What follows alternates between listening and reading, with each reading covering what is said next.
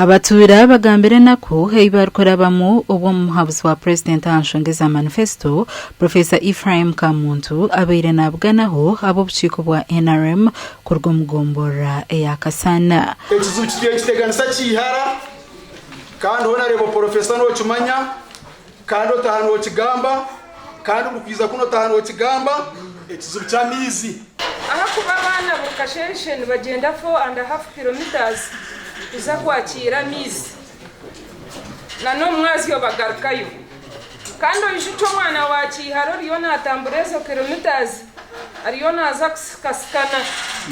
nano wa matazi Mbarara nankahina Kampala. Abaturani bajango butajira buhereza tuzingamiza imirimo yabo hamwe no kuzingamya ebyentasya ntubona ati nkitwe amizi tugatunda 12,000 tubarana school fees yo kwera abana omwisomero ahabwo kutusaba kasente kamizi ahubwo koranga Professor Ephraim Kamuntu yagaruka atkore itwe nk'irya abantu bashihara ebitwetenga aho kuba turye umwanya ugumere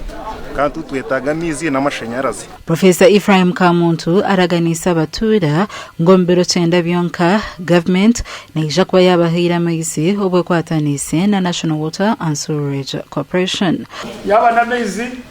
ibiroma kumwene cyandike nakushadika yaba na mashanyarazi ibiroma kumwene cyandike nakushadika yaba nembuto bakumwene ibiroma kwezi bakumwene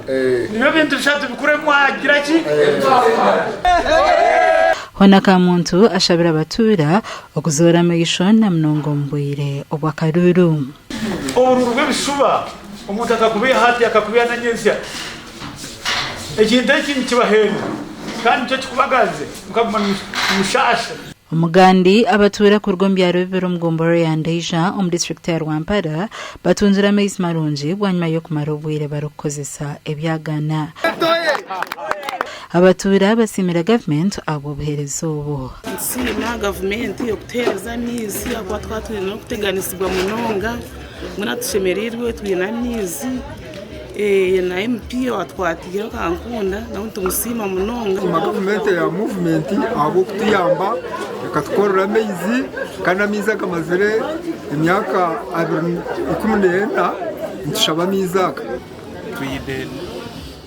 namiza kubaterize tukabye twetaga ngo nagogazeho hydro kandi ecyaro kitu kibase kutunga amizi ombwire amaizaga naga kashura mini solar powered water system okurwa project ya water district and sanitation conditional grant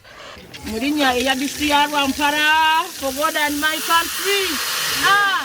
gasha kwa Mike Atwachire na Susanna Charsim.